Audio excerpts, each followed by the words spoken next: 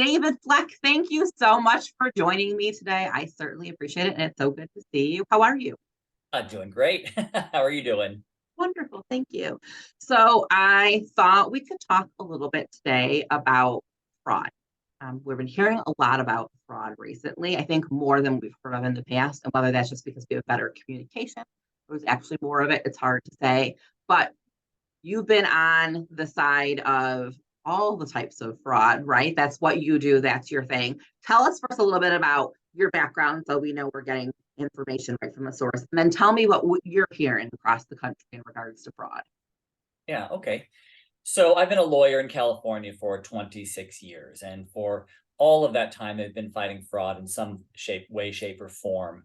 And most of the fraud I've handled has been a real estate fraud, mortgage fraud, deed fraud, real estate related investment fraud, and so on. Things related to real estate. Fell into that type of fraud kind of by accident when I was a deputy district attorney in Los Angeles. Started handling real estate fraud cases, got transferred to the real estate fraud section. And then when I left and started my own practice, because of that background, most of the people who found their way to me were victims of fraud. And frankly, I'd have represented a handful of people accused of fraud as well. And that's certainly interesting to see it from the perpetrator's perspective. It's been a real education for me. But like I said, most of my clients have been victims of fraud. And then a few years ago, I started a technology company to develop technology to prevent fraud. And this year, I published a book, Fraud Investigations 101, and it's for people who have never investigated fraud before, who need to know where to start. It's kind of a user's manual to learn sort of a thin layer of information about all types of fraud and how to investigate them. And moving forward, I'm probably going to write some additional books diving deeper into particular types of fraud. Well, that's fantastic. We're going to throw the link for your book in our comments, in our social media and our YouTube, so everyone has that. And if I could say one more thing, you said something at the beginning where you're hearing a lot about fraud these days, and you're not sure if it's because there's more fraud or whatnot. I think there definitely is more fraud, at least compared to, say, 20 or 25 years ago. Technology has changed. And, before about 25 years ago, it wasn't easy to forge documents, at least believably. You had to have special, very expensive printing equipment. But now literally every computer has the technology to produce a believable forged document. And you can buy notary. Maybe I'm jumping ahead of myself here, but you can buy notary stamps online, fake ones. So there is definitely more fraud now than about 20 years ago, and it is also more in the news now for a variety of reasons. So we are also hearing about more of it.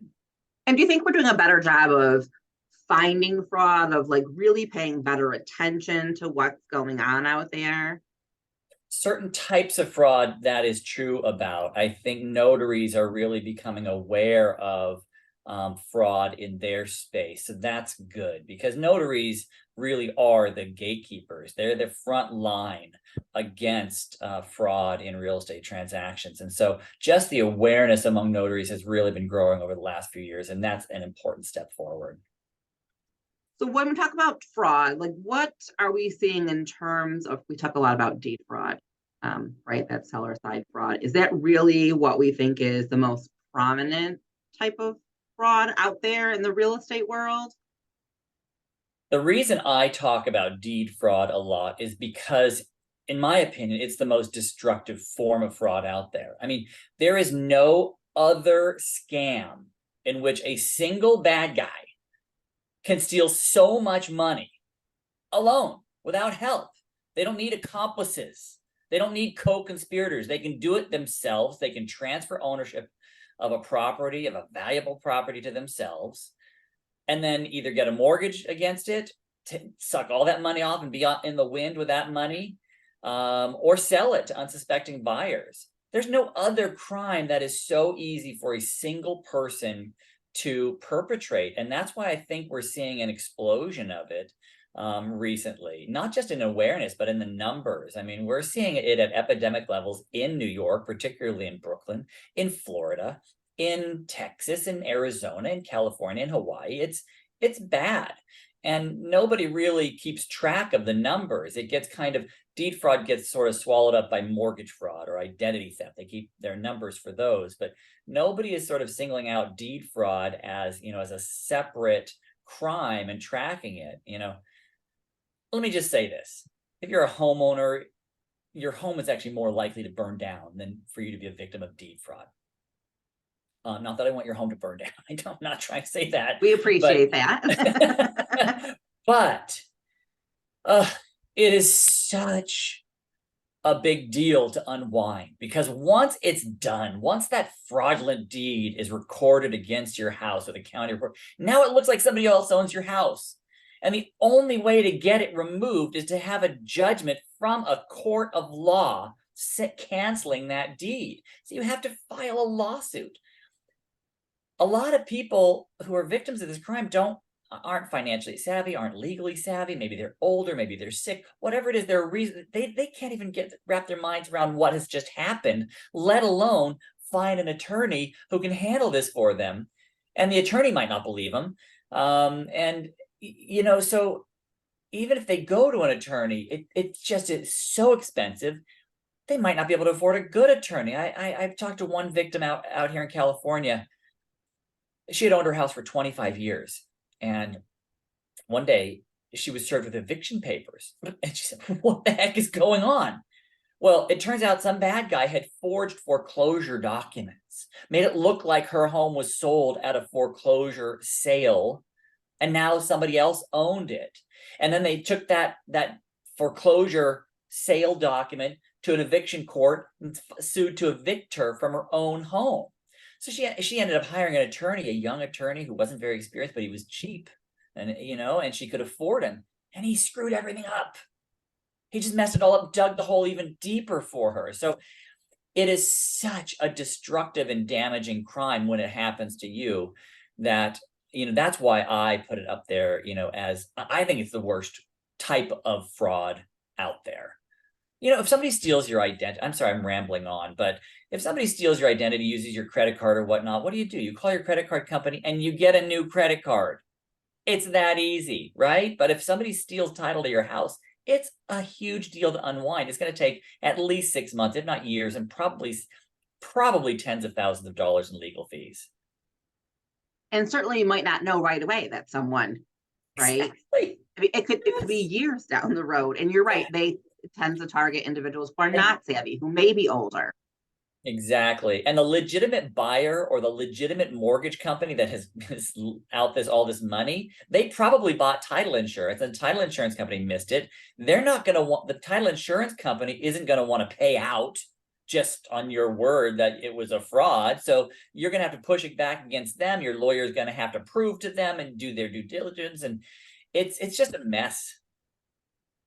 So notaries, we talk about notaries a lot. We are the first line of defense, right? When it comes to fraud, we sort of are. And outside of those times where people make fake notary stamps or steal our seal off of recorded documents, right? Because it's very easy to manipulate all of these things. Now, if you talk about technology, it's not difficult. It is. If someone were to come to me, what should we look out for in terms of deed fraud? What should I be watching for in terms of maybe this is not a legitimate transaction? Maybe I should ask a few more questions. Maybe I should decline that notarization. Yeah, well, you really need to know your state's identifying documents very well. You need to be able to recognize any red flags on, a driver's license and that type of thing, to really be able to evaluate the ID, the quality of the ID well. You need to know that. That's critical. The primary job of the notary is to verify the identity of the person signing the document. You have to be an expert at verifying identities. You need to brush up, study new IDs that are coming out. You need to know them very well. There are other little things that can be red flags as well. If somebody is coming to you, a notary, the deal is in, halfway across the state, and they're coming to you for some reason, you got to know why they're coming to a notary so far away to get something done. Or it might involve an elderly person who's being coerced or pressured into signing something, and you're going to have to make the decision. Do I feel comfortable with this arrangement? I do know I'm not an expert in all states' notary laws. Obviously, I'm a California lawyer, but it's my understanding that some states seem to imply that a notary cannot refuse a notarization, even if they suspect some things are wrong, as opposed to some other states, like in Florida. The law is, if a notary suspects the person doesn't understand the documents they're signing, they are not allowed to notarize a document. So you'll have to know your state laws, but if you think something's fishy, as long as you feel safe, you should consider rejecting the notarization, not going through. Now, they might go to somebody else. They might find a notary who'll do it, but you're not going to be facilitating a potential fraud, and that's the best you can do. So that's a good point. Your state laws will dictate some of what you do, but in terms of declining the notarization, if you have the ability to and you're concerned, we talk a lot about notary journals. Some states require them, some do not, some notaries keep them, some do not, some don't believe that they are helpful. But when we talk about these types of situations, I guess the question would be, if someone came to us and maybe we didn't have enough information to decline, but we could notate that in our journal, or we did decline. Should we notate that in our journals? Should we put that information there? Are journals really truly a deterrent, or at least an aid should something happen down the road, that we have that written piece of evidence, quote unquote, to assist us in some sort of legislation, litigation, or that individual who's being litigated? I don't know that they are so much of a deterrent, because this person has already come to you and is doing something unlawful in front of you, but it certainly benefits you. I absolutely think every single notary should be keeping a journal for every single transaction. You don't know which one is going to go south. You don't know which one is going to go awry. And, if you get called into a deposition, you're going to want to have as much information as possible to remind you about that situation and to show that you did everything right. You did your job as a notary. I handled one case where this poor notary had no idea that his name was forged on a power of attorney, and his stamp was forged. It was his stamp. It looked like his stamp on this power of attorney, but he had no knowledge of this at all. And fortunately, the investigators believed him, and he had a notary journal where he methodically kept details of every single transaction ever, and there was no journal entry for this. That certainly helped his case in proving that he wasn't involved at all. But the thing of it is, in litigation, in civil litigation, people always assume the notary is involved. And I'll tell you, from my perspective, my experience, the notary is almost never involved. It's the anomaly when a notary was actually part of the conspiracy. Usually they were tricked in some way with a fake ID, or con artists have all sorts of ways to trick people, or they were just skipped entirely with a forgery. But in spite of that fact, people assume the notary must have been involved, because otherwise, how would there be their signature on it? Well, we're talking about con artists. That's what con artists do.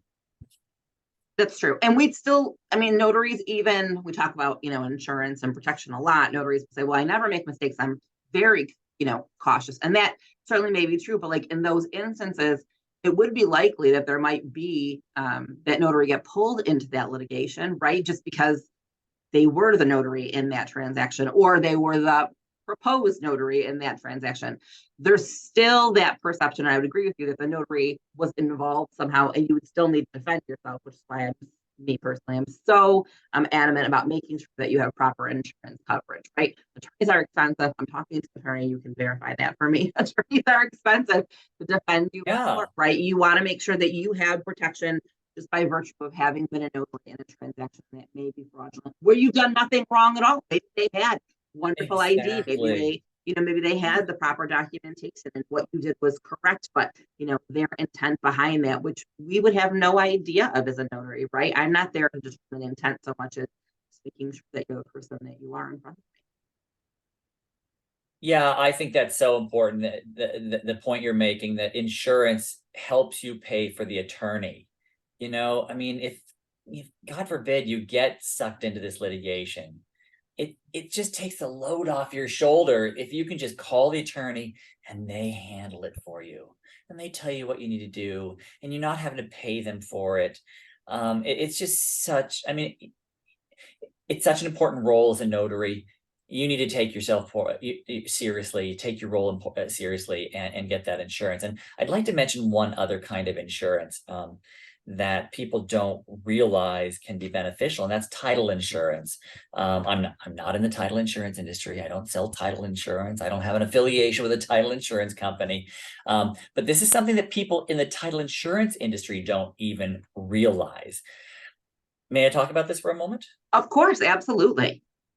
So title insurance, the purpose of title insurance is to ensure that when you're buying a property, they guarantee that the person selling it to you actually had the authority to do so, right? But they're guaranteeing, typically in traditional title insurance, they look at the title history, and if they're convinced that that person has the full authority to sell their property to you, well, then they will issue an insurance policy, a title insurance policy, so that if later on it turns out they didn't have the authority, or it was fraud, or there was an error that it got omitted at some point, or there were other errors, or the title insurance company is going to cover it. Imagine for a moment if, when you're buying a house, you had to go down to the county and go through the title records and figure out if the person selling it to you had the authority to do it. I mean, I couldn't do it. I'm a lawyer, and I've seen a lot of title documents, but I wouldn't trust myself. That's what these professionals do. Okay, that's all background for the point I want to make. These title insurance companies have a policy that will protect you for fraud that happens after you bought the property. So if somebody comes along and forges your deed and transfers it to somebody else, they will cover for that. The only reason I know about that is I just happened to meet the two attorneys who wrote this clause back in 1997, and then it got made available to all the title insurance companies out there. So it's my understanding that all of the title insurance companies out there can offer you a title insurance policy that will protect you moving forward from deed fraud. But they don't know about it. So every chance I get, I talk to people in the title insurance industry about this. I don't know, they don't know anything about it, but they have it. And I recommend people, when you're buying a house, that's what you get. You get that kind of title insurance policy so that you're protected from deed fraud. Because if it then happens to you, just turn it over to the title company and they'll handle it for you. They'll get your property back for you. That's good information. It's great to know. So to wrap up this conversation, which was full of good information, I certainly appreciate that. What can we end on in terms of fraud? What do we feel like? Do we think that notaries are going to continue to be that first line of defense? We're seeing all this technology come up. We're seeing all of these different things, right? New ways of the bad guy acquiring title of properties, new types of fraud. What should we as notaries really, and title agents and lenders and attorneys, we're all in the same boat when it comes to this kind of thing. What should we be on the lookout for? What should we really do to help deter this, or at the very least be aware of what's going on? Well, keep paying attention to be aware of what's going on, and to understand that that con artists are always out there looking for a way in. I think of them like rain on the roof. It's just going to keep looking for that hole until it finds it. And that's what con artists do. And beyond that, in the future, we do need to take steps to prevent this kind of fraud. And not a lot of people are really thinking about how to do it, because they don't think about notaries being the first line of defense. Notaries are the originators of official deeds, of official powers of attorneys. They're not official until they get that notary stamp on there. They originate these important documents, and they're the guardians against it. So notaries need some additional tools to be able to verify the identity of the people that are in front of them. And then beyond that, these official documents, these deeds, once they become digitized they need to stay that way all the way to the recorder's office so that no changes can be made. So there are some things that can be done. I don't see a lot of movement in that direction. So notaries just need to keep doing the best they can to verify IDs and keep a journal to protect themselves. Well, I appreciate that. Thank you so much for your time today. I certainly appreciate it. I know we'll be back in touch we'll have some more questions or get some information from you. But thank you so much for taking some time out of your busy day to talk to us. You're very welcome. Nice talking with you, Marcy.